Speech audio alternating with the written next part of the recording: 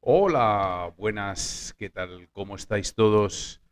Bienvenidos a este vídeo de hoy, tercero de la serie de productos de dopaje empleados en ciclismo, atletismo, triatlón y más deportes, ¿eh?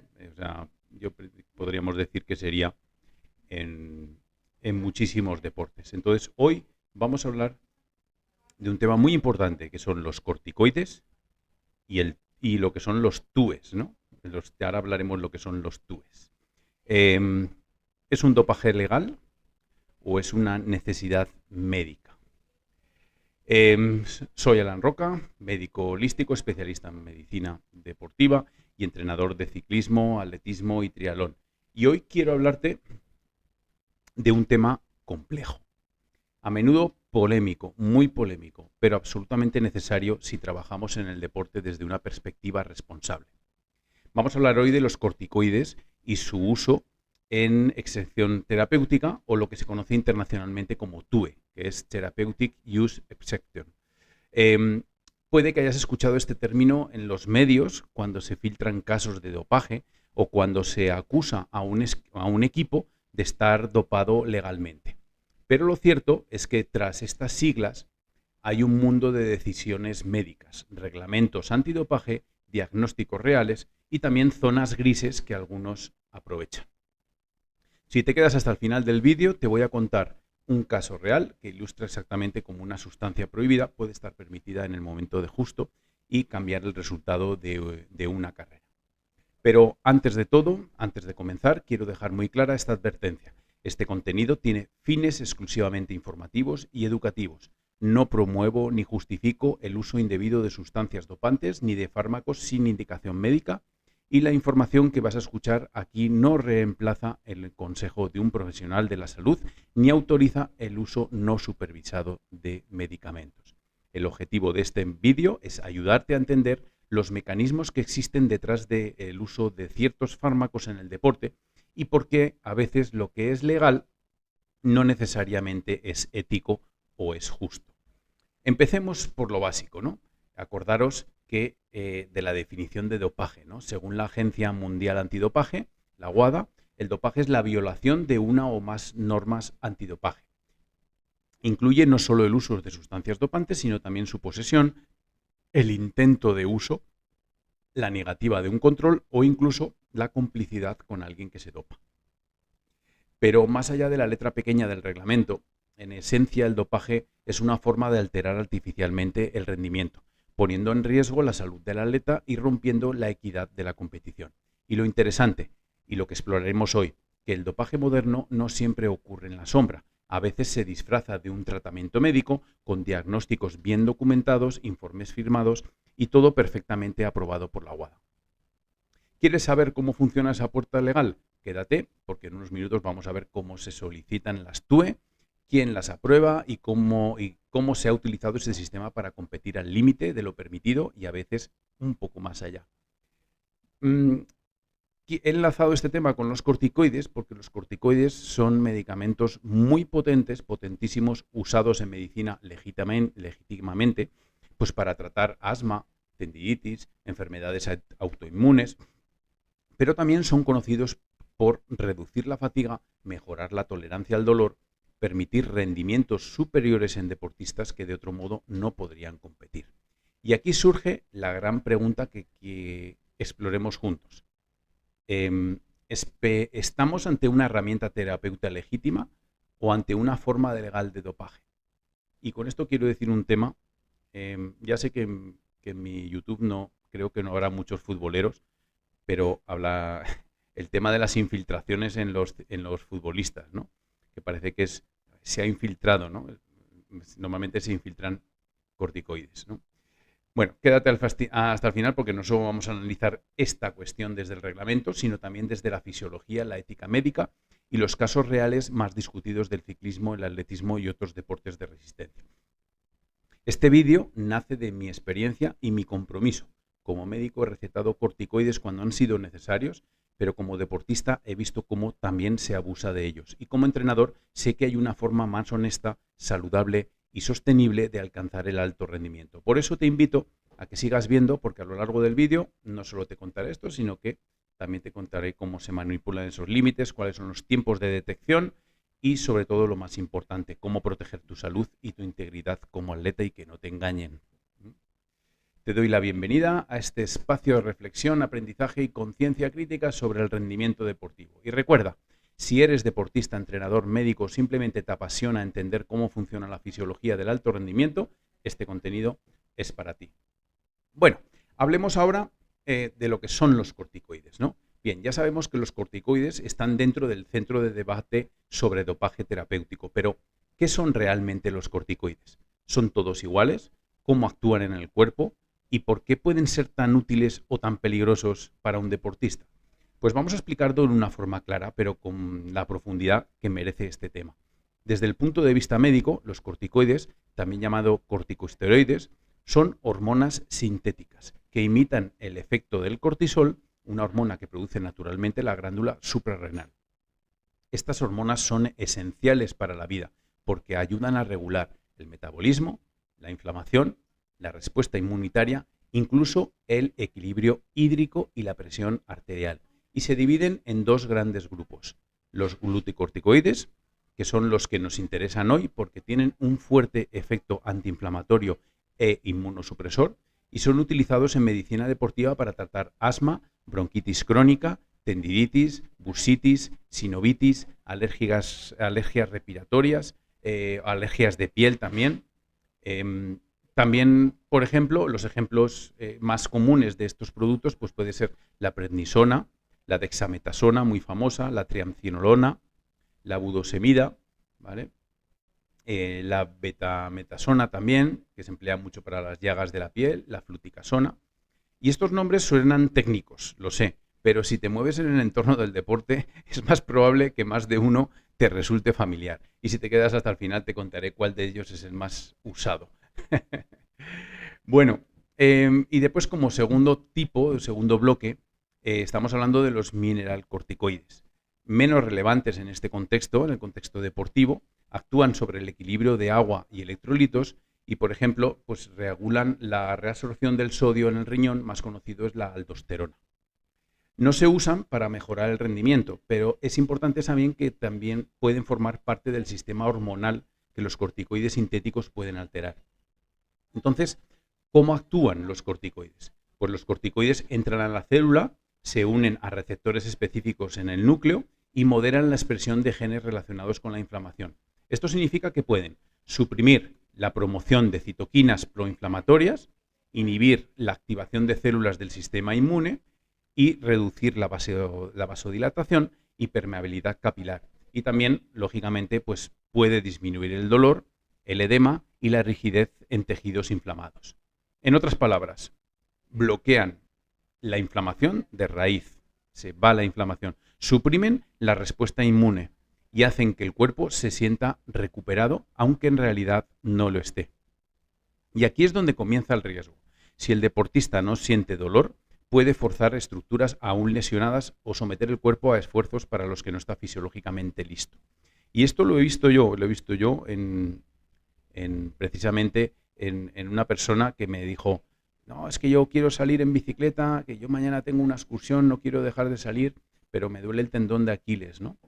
Me voy a pinchar un diclofenaco, que es un antiinflamatorio, con una dexametasona, ¿no? Que es una combinación que se llama matrimonio en el argot deportivo. Y pues bueno, esta persona, pues yo le dije, pero es que hay que mirar primero la causa que te está produciendo ese dolor en el tendón de Aquiles. No, la persona se lo inyectó, al día siguiente salió y tuvo una ruptura parcial del tendón de Aquiles que le apartó 9 meses de la bicicleta, ¿no? Entonces, hay que tener mucho cuidado con esto, ¿no? ¿Qué vías de administración más comunes tienen los corticoides, ¿no? Puede haber corticoides orales, que tienen efecto sistémico, absorbido por el tracto digestivo, sin más. Puede haber intramusculares, como el que hemos hablado ahora, de la dexametasona, que tiene un efecto sostenido, que es ideal para tratamientos prolongados. Puede también usarse intravenosa, ¿vale? En situaciones agudas, por ejemplo, en un choque anafiláctico. Puede ser inhalada, ¿vale? No penséis mal, puede ser, por ejemplo, la budosemida, pues para gente que tiene alergias, a lo mejor pues, catarros muy fuertes. Puede ser tópica, hay cremas o ungüentos que tienen efecto local. Y intraarticular, puede haber, digamos, lo que llamamos infiltraciones, que pueden inyectarse directamente en la articulación inflamada. Y aquí hay un dato muy importante para los deportistas. No todas las vías están prohibidas por la WADA. Por eso, algunos deportistas y equipos lo que están buscando es la vía legal para obtener beneficios del corticoide sin caer en sanciones. Más adelante te explicaré exactamente qué vías están permitidas y cuáles no. Entonces, los corticoides, y hago aquí una cita científica, los corticoides o los corticosteroides son ampliamente utilizados en medicina deportiva para tratar condiciones como el asma, tendinitis y otras inflamaciones agudas. Y esto lo dice Hoffman Jr. En Clinics in Sport Medicine en el 2002. Este uso médico legítimo es lo que ha abierto la puerta a la aplicación en el deporte, pero también ha permitido que se utilicen como herramienta de mejora de rendimiento, especialmente cuando se solicitan TUEs. Luego, cuando acabemos todo este bloque que quiero hacer de vídeos, hablaremos un poco del tema ético y cómo se puede lidiar todo esto, ¿no? Entonces ya sabemos qué son los corticoides, cómo actúan y por qué pueden marcar la diferencia en el rendimiento de un deportista. Precisamente yo creo que los corticoides es el elemento dopante, digamos, más característico y que más se usa en el deporte, segurísimo. Entonces, ¿qué pasa si un deportista necesita corticoides para una enfermedad real? Pero esa sustancia está prohibida en competición, ¿no? ¿Puede seguir compitiendo? ¿Debe abandonar la temporada? ¿O existe algún mecanismo legal para hacerlo sin doparse? Pues en el siguiente bloque vamos a responder todo esto. ¿Qué es una TUE? ¿Quién lo otorga? ¿Cómo se solicita? ¿Qué esconde a veces detrás de estos permisos médicos aparentemente inocentes? Quédate y lo vemos. ¿Qué es una TUE? ¿No? Ahora sabemos que los corticoides y cómo actúan en el cuerpo, ¿no? Y la siguiente pregunta es inevitable, lo que hemos dicho. ¿Qué pasa si un deportista lo tiene que usar de verdad, ¿no? Pues entonces la TUE es un término que hemos comentado antes de Therapeutic Use Exception, o en español excepción por uso terapéutico, que se trata de un permiso oficial que puede otorgar una organización antidopaje como la WADA, la Agencia Mundial Antidopaje, o la UCI en el ciclismo, o la Federación Nacional correspondiente, para autorizar a un deportista a usar una sustancia que está prohibida por el reglamento siempre que existan razones médicas justificadas. Es decir, una TUE permite competir bajo tratamiento con medicamentos prohibidos sin que esto se considere dopaje. Y es aquí donde comienza el dopaje, ¿no? ¿Cuándo es válida una TUE? Pues la WADA establece 4 criterios obligatorios que deben cumplirse todos sin excepción. Primero, existe una condición médica documentada que requiere el uso de la sustancia prohibida. 2, no hay una alternativa terapéutica razonable que no esté prohibida. 3, el tratamiento no proporciona una mejora del rendimiento más allá de lo que se considera el estado normal de la salud. 4, la autorización no interfiere con la integridad de la competición ni con los principios de deporte limpio. En otras palabras, se autoriza el uso de la sustancia para restaurar la salud, no para mejorar el rendimiento. ¿Qué tipos de TUE existen? Pues van a existir 2 modalidades de TUE, ¿no? La TUE prospectiva, que es la más adecuada, el deportista sabe que necesita la sustancia, su médico prepara toda la documentación y se solicita el permiso antes de iniciar el tratamiento. Esta es la forma correcta, transparente y planificada. Y después está la TUE retroactiva, ¿no? Que se permite solo en situaciones de emergencia médica, cuando no hay tiempo de hacer una solicitud previa, por ejemplo, un atleta con una crisis asmática grave en una competición, o por ejemplo, una lesión deportiva que haga, digamos, falta poner ese corticoide, ¿no? Y aquí aparece una de las primeras zonas grises, ¿no? ¿Qué se considera realmente una emergencia, ¿no? Hay casos documentados en que las TUE se solicitaron retroactivamente, a pesar de que el tratamiento ya estaba planificado unas semanas antes, ¿no? Y esto, lógicamente, ha generado muchísimas sospechas, ¿no? Entonces, ¿qué se necesita para obtener una TUE? Una TUE no es un formato cualquiera, ni se puede hacer así a la brava, ¿no? O sea, ni cualquiera lo puede ir haciendo, ¿no? Debe ser respaldada por un médico titulado, con documentación clínica completa, diagnóstico, historia médica detallada y justificación de por qué no se puede usar otra terapia no prohibida. En algunos países se requiere también de la firma de un especialista en medicina deportiva o del sistema nervioso respiratorio en el caso del asma. Y aquí hay una nota, abro un inciso, porque en las Olimpiadas, me parece que fueron, no, ahora no recuerdo muy bien cuáles fueron las Olimpiadas, que entre los medallistas de las Olimpiadas, como un 70 o un 80% eran asmáticos, ¿no? Por lo cual abre el debate de esta zona gris que se crea, ¿no? Entonces, la TUE debe ser aprobada por un panel independiente, no por el mismo médico que atiende el atleta, ¿no? Pero bueno, ahí están los trucos, ¿no? Y si todo está en orden, se admite un certificado con validez nacional o internacional, dependiendo del caso. Pero atención, porque aquí es donde se muestra el sistema vulnerable. ¿Qué pasa cuando el diagnóstico es real pero leve? ¿Qué pasa cuando se inflan los síntomas para justificar una TUE? ¿Y qué pasa cuando el equipo entero tiene a varios ciclistas con la misma enfermedad recibiendo el mismo tratamiento, justo antes de una gran vuelta o de una gran competición? Sí, eso ha ocurrido y lo vamos a ver más adelante.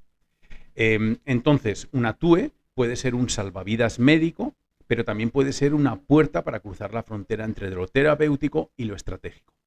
Y esto ocurre, y la pregunta ya no es legal sino ética, ¿estamos curando o estamos camuflando dopaje? Veamos el siguiente bloque. El efecto sobre el rendimiento deportivo. Hasta aquí hemos entendido qué son los corticoides y cómo se autorizan a través de las TUE. Pero falta una pregunta clave. ¿Realmente mejoran el rendimiento? Y la respuesta es clara. Sí. Sí, rotundo. Y aunque su uso esté permitido en ciertos contextos médicos, lo cierto es que muchos de sus efectos secundarios en realidad son efectos ergogénicos. ¿Cómo mejoran los corticoides el rendimiento? Pues veamos uno, por ejemplo, de sus factores, de sus principales factores, ¿no? La tolerancia al dolor. Los corticoides no son analgésicos directos como el tramadol o los opioides, pero sí reducen la inflamación local y modulan la percepción del dolor. Eso significa que un deportista puede seguir entrenando o compitiendo con molestias que normalmente lo limitarían.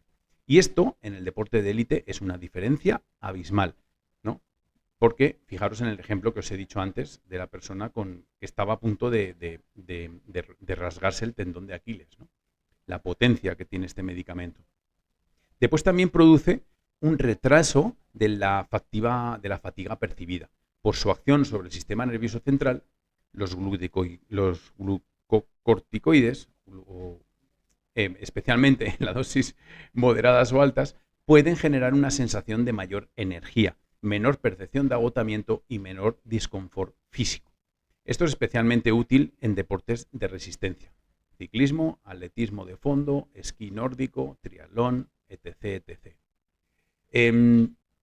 Tercero, mejora el VO2 max en atletas asmáticos. Atletas asmáticos, no todos, ojito, coger las cosas con pinzas cuando las digo. Este es uno de los casos más estudiados científicamente.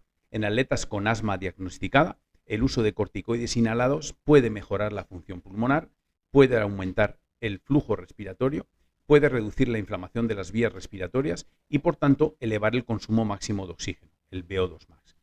Esto yo lo he podido probar en atletas asmáticos cuando hemos hecho una prueba de esfuerzo sin el Ventolin, sin el salbutamol, y luego hemos hecho la prueba de esfuerzo con el medicamento, ¿no? con el Ventolin.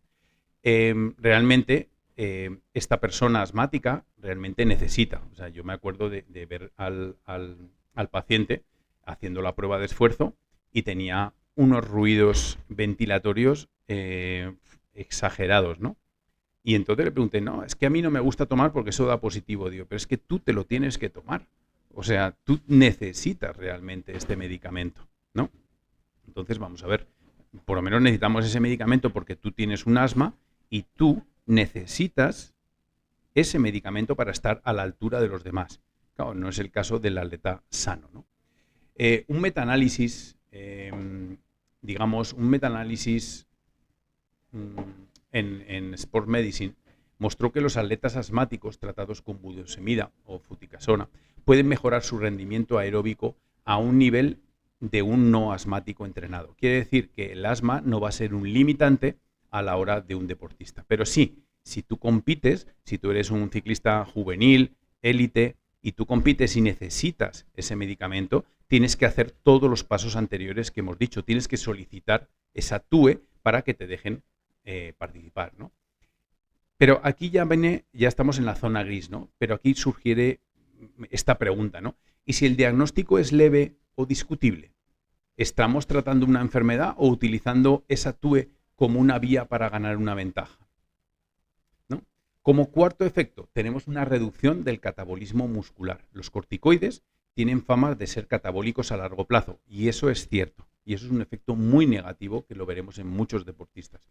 Pero en dosis agudas y controladas, como las que se usan justo antes de una competición, van a reducir el daño muscular, disminuyen la degradación proteica y aceleran la recuperación post-esfuerzo. Y esto permite, por ejemplo, encadenar varias etapas de alta exigencia sin colapsar físicamente, sostener esfuerzos intensos con menor dolor muscular al día siguiente. ¿Y te suena esto útil para un ciclista en una gran vuelta? Exactamente, y aquí es donde entra nuestro juego estrella. El caso del Team Sky y de las TUE estratégicas. Uno de los equipos más exitosos y también más cuestionados en el ciclismo fue el moderno Team Sky, hoy conocido como Ineos Grenadiers. Según múltiples investigaciones periodísticas y filtraciones, varios de sus corredores, incluido el campeón del Tour de Francia, Bradley Wiggins, recibieron TUE para triancinolona y otros glucocorticoides justo antes de las grandes vueltas. La triancinolona, lo que en España se denomina el trigón, es un corticoide muy conocido y muy potente, administrado por vía intramuscular con efecto antiinflamatorio prolongado y capacidad para reducir el peso corporal en pocos días, eliminando líquidos y tejidos inflamados. Ojito, importantísimo. Wiggins obtuvo una TUE días antes del Tour por una supuesta alergia crónica, pero el momento y la dosis de la sustancia, según muchos médicos deportivos, coincidía más con un protocolo de puesta a punto que con un tratamiento clínico. ¿Legal? Sí. ¿Justificado clínicamente? Difícil de probar. ¿Ventajoso? Sin ninguna duda. Y esta práctica, conocida como therapeutic doping, se convirtió en una táctica común de algunos equipos, especialmente en deportes con altas densidades de etapas. Y aunque no siempre viola el reglamento, sí pone en duda los principios de equidad y salud y ética médica. Como ves, los corticoides no son simplemente medicamentos para el asma o para las alergias, son en determinados contextos potentes potenciadores del rendimiento. Y cuando se usan de forma planificada, aunque sea con una TUE en la mano, pueden alterar profundamente el resultado de una competición. Y en el próximo bloque vamos a ver los casos más polémicos de TUE en el deporte. Nombres, fechas, tal. Quédate porque aquí es donde el debate pasa del laboratorio al podio. ¿Y por qué hay uso de microdosis? Que se habla mucho en el deporte, ¿no? Bueno, más que en el deporte, en la televisión no. Lógicamente, pues porque no interesa, ¿no? Pero sí que en foros se pueden ver muchos, ¿no? Entonces, uno de los aspectos menos conocidos, pero más utilizados en la práctica deportiva, es el empleado de microdosis de corticoides, especialmente intramusculares, para lograr una reducción rápida del peso corporal sin sacrificar el rendimiento. Una sustancia muy empleada para este fin es el Trigón de Pot, un nombre comercial de una triancinolona acetonida, que en dosis muy bajas y repetidas cada varios días permite reducir la inflamación sistémica subclínica, perder líquidos retenidos, controlar molestias articulares y en muchos casos bajar entre 1 y 3 kilos en una semana manteniendo la capacidad del esfuerzo. Increíble, ¿no? Y esto ha sido documentado no solo en el pelotón profesional, sino también en amateurs de alto nivel que buscan una puesta a punto precompetitiva rápida. Lo que pocos saben es que estas dosis, si se administran fuera de la competición, pueden no aparecer en controles si se respetan los tiempos de lavado. Y cuando se usan bajo una TUE, incluso en combinación con corticoides inhalados o tópicos, el efecto ergogénico puede mantenerse con apariencia de legalidad. ¿Te suena lo de las pomadas de corticoides porque me ha salido un grano? Importante, ¿no?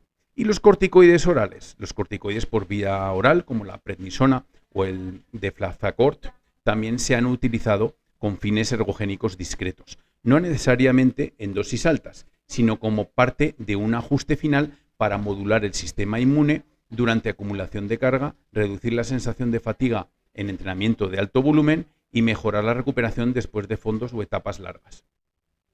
Aunque su uso continuado está vinculado a la pérdida de masa muscular y otros efectos secundarios, en ciclos breves y planificados, hemos dicho que en una sola semana podemos tener una pérdida de 1 o 2 kilos sin perder la fuerza.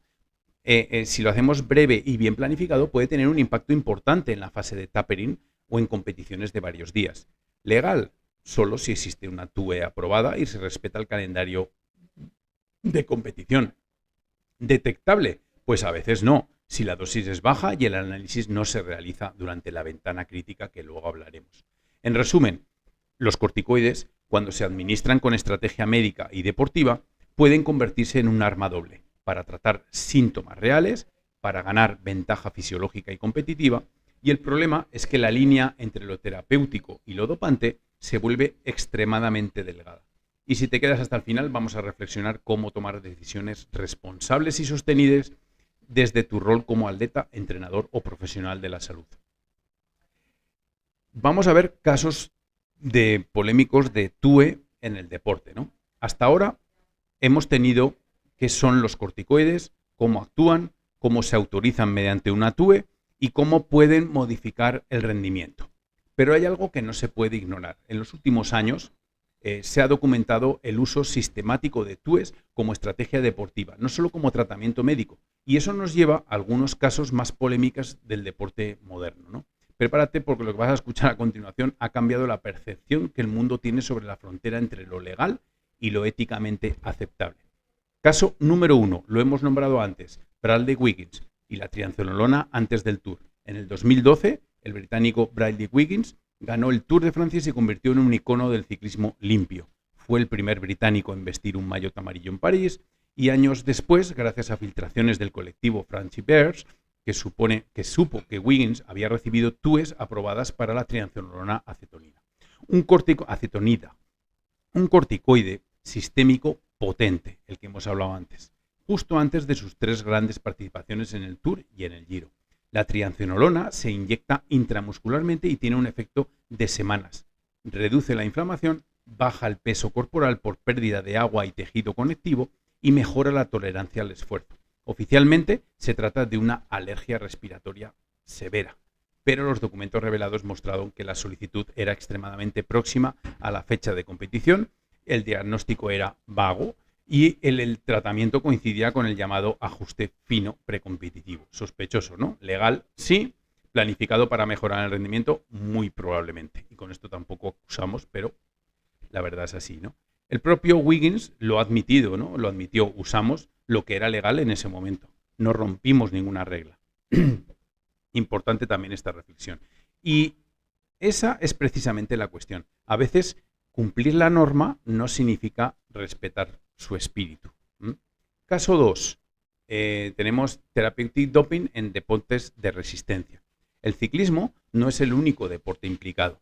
En realidad, el uso masivo de TUEs se ha documentado especialmente en deportes de resistencia y alto volumen respiratorio. Un informe publicado por la Agencia Antidopaje de Noruega reveló que en los años 2008 y 2016 más del 70% de los medallistas olímpicos en esquí de fondo competían bajo TUEs. 70% con terapias legales. Y la mayoría para asma inducido por el ejercicio. Esto también es un extracto también de lo que os he comentado antes de las Olimpiadas. Y atención a este dato. Más del 60% no tenía diagnóstico de asma antes de su carrera deportiva.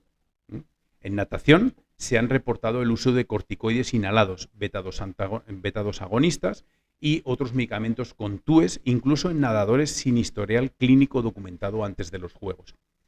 ¿Estamos entonces ante una epidemia de asma en en los campeones del mundo? ¿O ante un uso estratégico de TUEs para aprovechar los efectos ergogénicos de sustancias autorizadas? La respuesta sigue abierta, pero el patrón es totalmente claro. Caso tercero, el informe de Fancy Bears y las TUE filtradas. En 2016, el grupo de hackers conocido como Fancy Bears accedió a base de datos de la Agencia Mundial Antidopaje. Filtraron cientos de TUEs aprobadas a deportistas de élite de todos los países, incluyendo ciclistas, nadadores, remeros, gimnastas, jugadores de tenis, jugadores de fútbol, en los cuales aparecía Chris Froome con una TUE para prednisolona, Serena Williams con una TUE para corticoides y opiáceos, Rafael Nadal, TUE por inflamaciones crónicas y una larga lista de campeones olímpicos. Lo llamativo no era tanto que usasen TUEs, lo cual está permitido, sino la frecuencia, el momento y el tipo de sustancia utilizada justo antes de los eventos clave. El propio Sunday Times tituló: "El deporte se ha convertido en una medicina de precisión para justificar el rendimiento". Y muchos médicos deportivos lo reconocen en privado. Se diagnostican síntomas, se solicitan TUEs, se eligen fármacos que coinciden con el pico de competición y, llegado a este punto, uno puede preguntarse, ¿dónde está el límite? ¿En la ley escrita o en la ética del deportista? Cuando las TUEs se convierten en herramienta de planificación competitiva, el sistema pierde credibilidad y los atletas verdaderamente enfermos son vistos con sospecha. Y eso, como vemos en el último bloque, daña no solo a la salud del deporte, sino a la salud emocional y psicología del propio atleta. Estos casos no son del pasado, son del presente, y si no se regulan con rigor y ética, pueden definir el futuro del alto rendimiento. Quédate para el próximo bloque, donde vamos a hablar de las consecuencias médicas y psicológicas éticas del uso prolongado de corticoides, aunque sea con TUE en la mano, porque no todo lo que está permitido conviene. ¿Qué aspectos éticos y médicos tenemos? Llegamos ahora a una parte fundamental de este tema. Una parte que no se mide en miligramos ni aparece en informes de laboratorio. Hablamos de la ética del deporte y la responsabilidad médica. Porque no todo lo legal es justo y no todo lo que está permitido es saludable. Como médico puedo asegurarte que hay situaciones reales y clínicas en las que el uso del corticoide está completamente justificado. Asma persistente, crisis alérgicas graves, tendinitis terribles, enfermedades autoinmunes o inflamaciones severas. En estos casos, el deber del médico es aliviar el sufrimiento y proteger la salud del atleta. Pero también es cierto, y no podemos ignorarlo, que el sistema de las TUEs ha sido utilizado como herramienta de dopaje legal. Con diagnósticos poco definidos, con TUEs obtenidas a medida, con sustancias que casualmente se administran día antes de una gran competición. Y no nos olvidemos también que no he nombrado el tema de Armstrong, ¿no? Pero bueno, el tema de Armstrong va como por otro lado, ¿no? Y cuando esto ocurre, la medicina deja de ser un acto terapéutico y se convierte en una estrategia de rendimiento totalmente encubierta. Entonces, ¿qué riesgos médicos implica el uso de corticoides? Pues aunque a corto plazo puedan parecer milagrosos, su uso repetido o prolongado tiene efectos secundarios clínicamente significativos. Veamos algunos de los más importantes. Efecto número 1, supresión del eje hipotalámico hipofisiario adrenal. Cuando el cuerpo recibe glucocorticoides desde afuera, reduce o incluso detiene la producción natural de cortisol. Esto puede dejar al atleta con una insuficiencia suprarrenal, una condición grave que afecta a su metabolismo, su respuesta al estrés y su rendimiento general. 2. Puede producir osteoporosis y fragilidad ósea. El uso crónico de corticoides va a favorecer la resorción ósea, reduciendo la densidad mineral. Esto se traduce en un mayor riesgo de fracturas, ¿nos suena?, lesiones por estrés y retraso en la recuperación de golpes o de caídas. 3. Retenciones de líquidos y edemas. Algunos corticoides, especialmente en dosis sistémicas, alteran el metabolismo del sodio y del potasio, provocando hinchazón, aumento de peso y malestar general. Todo lo contrario a lo que busca una persona cuando se va a poner a punto deportivamente, salvo que se utilicen dosis más bajas, hemos hablado de las microdosis, o combinaciones que camuflen estos efectos. 4. Alteraciones del ánimo e insomnio. Muchos atletas que usan corticoides reportan cambios emocionales bruscos, ansiedad, irritabilidad, euforia, depresión, y además pueden interferir con la calidad del sueño, alterando los ritmos circadianos y comprometiendo la recuperación nocturna. Quinto, catabolismo muscular, que esto nadie lo quiere escuchar. A pesar de que se usan para reducir inflamación, los corticoides tienen un efecto catabólico sobre el tejido muscular cuando se prolonga su uso. Disminuyen la síntesis proteica, reducen la fuerza y debilitan los tejidos blandos. Y es una paradoja que muchos no comprenden hasta que sienten que las piernas ya no responden como antes. He visto casos de gente, precisamente con trigón, con la triancinolona, que han tomado, han ido muy bien, pero llega un momento que se acabó, ¿no? Y entonces están mucho peor que cuando estaban antes. Entonces tengamos cuidado con esto. Entonces, ¿qué debemos de priorizar? Desde el punto de vista médico, la prioridad no puede ser el rendimiento a corto plazo. Debe siempre preservar la salud funcional, metabólica y emocional y estructural del atleta. Y desde el punto de vista ético, hay una pregunta que cada deportista y cada médico debería hacerse. ¿Estoy utilizando este tratamiento para sanar o para ganar? Porque cuando el uso de corticoides, aunque esté respaldado con las TUEs, ofrece una ventaja competitiva sobre atletas sanos que no los usan, ya no estamos en igualdad de condiciones y estamos cruzando una frontera moral que tarde o temprano termina por dañar el alma del deporte. Y esta es una reflexión que va mucho más allá de un informe médico o un resultado de control antidopaje. Tiene que ver con la integridad personal, con el respeto del proceso y con la visión que cada uno tiene sobre el éxito. Porque al final la forma que llegamos al podio define tanto como la medalla que recibimos. Por lo tanto, quédate para el siguiente bloque que vamos a hablar vamos a ver cómo podemos fortalecer al atleta desde dentro, ¿no? Desde una perspectiva holística y profesional. Después de revisar los riesgos médicos, los dilemas éticos y los casos más polémicos del uso de corticoides en el deporte, como hemos visto anteriormente, quiero compartir contigo una visión distinta, una visión integral, más humana y desde mi experiencia también más sostenible. Como sabes, además soy médico holístico y entrenador de deportistas de fondo y creo firmemente en una medicina que acompaña, que no tapa, que fortalece y que no suprime. En lugar de depender de corticoides para llegar en forma a una competición, podemos trabajar desde la base, optimizando variables que sí que están en nuestras manos. Primero, y lo he dicho muchas veces, recuperación consciente. En lugar de combatir la inflamación con fármacos, podemos planificar mejor la carga de entrenamiento. Habla con tu entrenador, escoge un entrenador, entrena con un entrenador que sepa cómo van esas cargas. Incorporar ciclos de descarga real, priorizar el descanso nocturno y utilizar herramientas naturales como la crioterapia, masajes linfáticos, estiramientos activos y técnicas respiratorias, nos va a ir muy bien, ¿no? Segundo, usar una nutrición antiinflamatoria.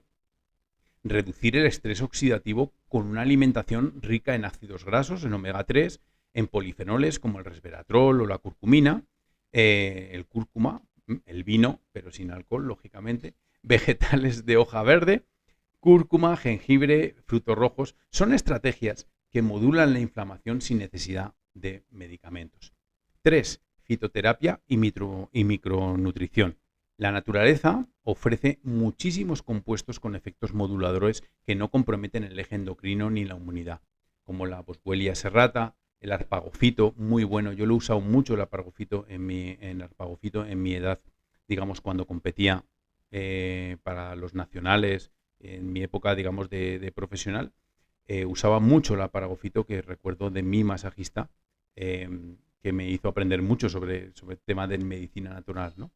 La quercetina, la vitamina D, el magnesio, el zinc, todos ellos van a ayudar a mantener la función articular, el sistema inmune y la recuperación fisiológica sin efectos colaterales.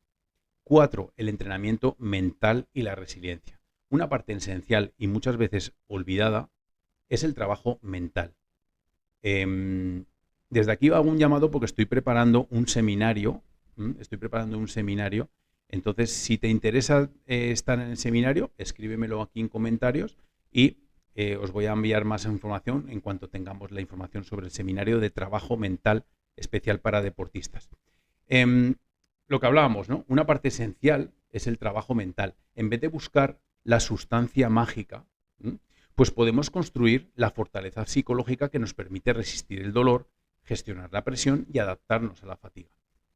Esto incluye visualización, técnicas de respiración, autoconfianza y planificación de escenarios adversos.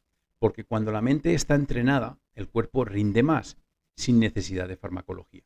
Y en mi experiencia he visto cómo deportistas con inflamación crónica, cansancio persistente, ansiedad precompetitiva han mejorado su rendimiento simplemente ordenando sus hábitos, su descanso y su nutrición, sin TUEs, sin corticoides y sin consecuencias a largo plazo. Y si en su lugar de buscar la exención buscamos la transformación del atleta. Y esa es la pregunta que me hago cada día como médico y entrenador. ¿Por qué el verdadero atleta no es el que llega primero a cualquier precio, sino el que llega lejos, sin hipotecar su salud, ni ética, ni su paz mental? Y te aseguro que cuando te comprometes con este camino integral, los resultados llegan.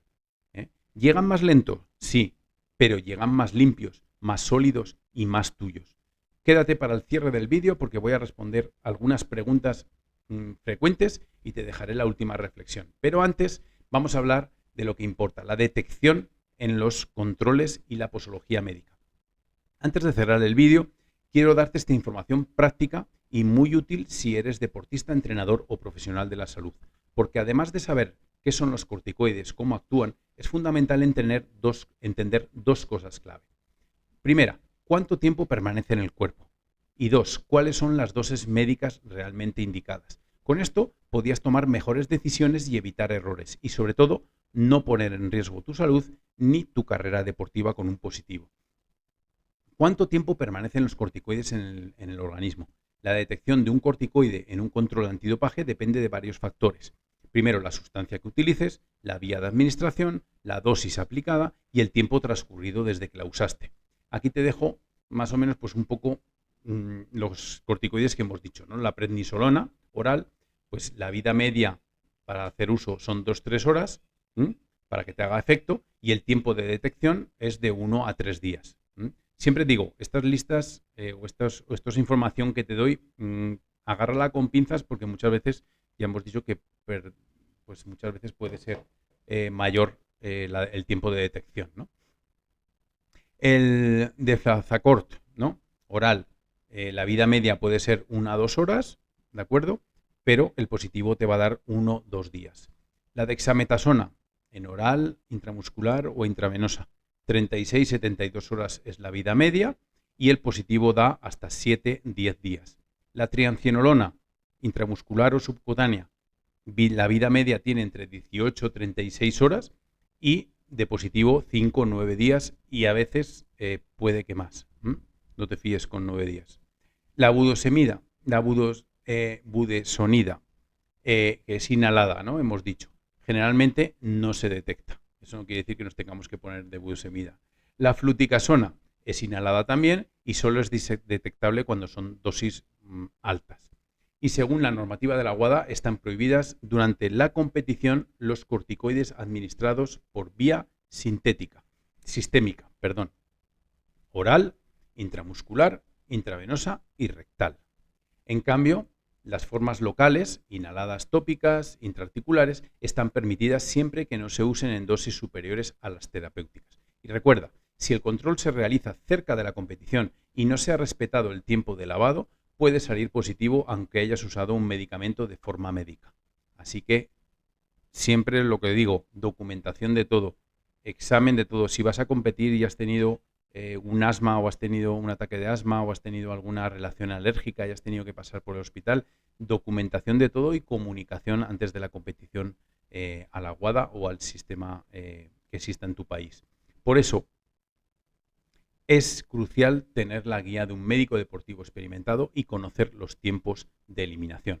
¿Cuáles son las dosis médicas habituales? Pues la prednisolona 4, 10, 40 miligramos al día, el Declafor pues 6, 30 miligramos al día para inflamaciones crónicas, igual que la prednisolona, la dexametasona pues 4, 8 miligramos días para crisis respiratorias, inflamaciones agudas, la triancinolona realmente se usan 40 miligramos en dosis únicas, pero en el ciclismo realmente pues se usan con muy poquitas, pues estamos hablando de 1 o 2 miligramos durante varios días. Eso normalmente en uso terapéutico sería para sinovitis, para tendinopatías crónicas. La budosemida, pues para el asma persistente, pues dependiendo de 200, 800 miligramos al día. Y la fluticasona igual, ¿no?